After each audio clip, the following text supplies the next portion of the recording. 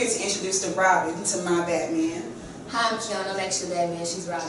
But anyways, our first topic, we're going to talk about the BET Awards and 7th Streeter and how she's a catfish. People think she's catfish. Well, I'm just saying, you know, when you go to the BET Awards, it's not like you're going to the store.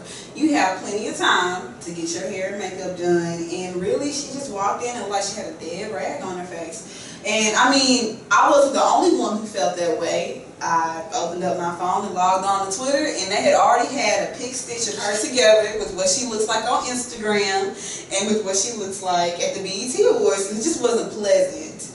It was like day and night. But we all use filters sometimes. We do. Every now and then, you know. Plus, we do. But when we're at the BET Awards, you can pay for a filter to take with you. So, I mean, I guess you can, but I mean, who is 7th Streeter though? Really? I mean, she ain't like. Who even noticed that she was there? She was before? I didn't Google her, so I don't know what exactly she does. Okay. On the more important news, we have a question for the viewers. Do you feel like people who have a history of not showing up to the BET Awards should be granted awards every year? Like, I know a lot of people, including myself, even though I fell asleep and missed it, and I woke up to it. We waited to the end of the BET Awards for Beyonce to do her performance, like a live performance. We thought it was going to be like a live stream. And then we come to the end and they basically played Partition, the video, which I've seen several times. It's actually on my iTunes folder and on YouTube and on my phone. You know, Drake didn't show up, but he sent someone. But do y'all really expect Beyonce and Jay-Z to show up? No, I don't. But I don't think that some artists just don't show up anymore. And I know it's fair about who deserved it, who earned it, but it's like, it's other artists out there. And if you don't have the decency to bring somebody accept the award on your behalf. If you did your job the whole year, like, why not be nominated? I mean, if you can't show up, that means you can be nominated. If you fall in the category and you did well the whole year, you should be nominated, whether or not you show up. That is true, but I think that part of doing your job is also never forgetting the people who helped you get to that place. It was a point at Beyonce's career where a BET award meant a lot, and she didn't miss them. So, you know, Drake, whether he was busy on tour, at a concert, at his house, he sent somebody to take an award and say thank you on his behalf. And I just think it's stuff like that that just goes a long way. Like, people were on Twitter saying that August Alsina was crying over a BET award. And they was like, it's just a BET award. But people don't understand. Some people don't even make it that far. Yeah, some people don't. And most people on Twitter have never seen the award. A perfect attendance award at school, AB honor roll. So for him to say it's just a BET award, it's like, that's a milestone. Yeah. No matter how you look at it. Like, speaking of August, we need to talk about his performance with Chris Brown and Trey Songz. That's pretty nice. Twitter went crazy. I know I did. They had the little previous beef, like, I guess it's entertainment for you. And what's her name? I couldn't think of the girl's name. She went across the grain. Remember? She asked August about his trade. Oh, yeah, that girl. Yeah. Switching gears, do you believe that Love and Hip Hop has a positive or negative impact on the people who are on the show's career? How do you think it affects the black youth? And is it an accurate representation of the African American community? I don't think it either hurts or helps their career, their music career anyways, but I think it's very entertaining. Like, their show does pretty good. And I don't like to have like one group of people like represent like the whole like race. I don't think that's fair, because I've seen other groups, races of people do stuff, and I think I hate that black people have like stigma, like one black person does something that makes us all look bad. I think we should look at it like that. People are people, first of all, so you have to look at them as just people.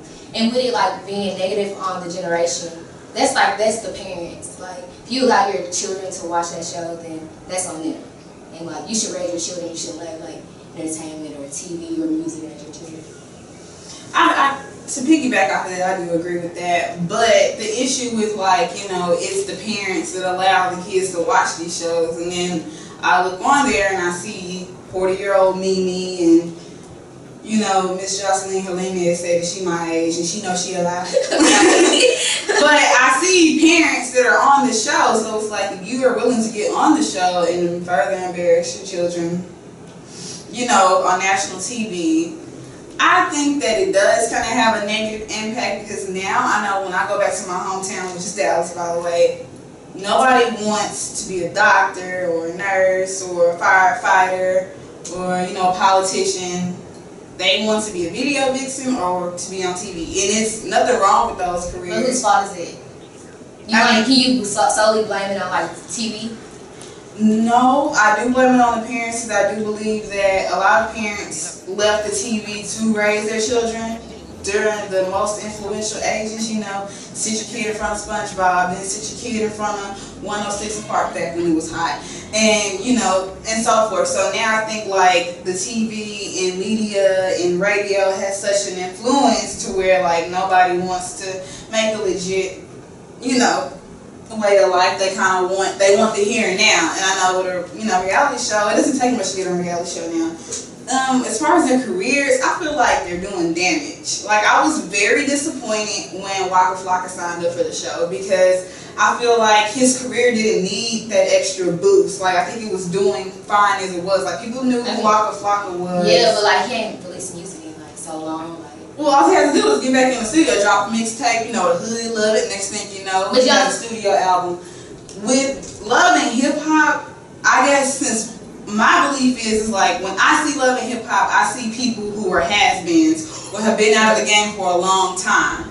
Like, not a negative has-been, like you can't do anything anymore, but it's like something to bring them back onto the map. Like, Stevie J damaged, to me, his career with Love and Hip Hop because I did research on him. He was a hitman, and now it's like he's acting a fool on camera with a hired prostitute and a baby mama with a sex tape. It's like your legacy is now tarnished because now it used to be Hitman Stevie J, and now you have the younger generation all like, I ain't heard a hit. Yeah. Whereas he could have left it as is and just worked with newer producers. You know, I just think that Waka Flocka, when he signed up for the show, but is he still with Gucci though? Like, is he still signed? I know Gucci is in jail, but I'm saying like, you think like who is he gonna go to the studio? Like, who paying for all this? Like, is he even signed? His mom manages damn near every. Who does she manage?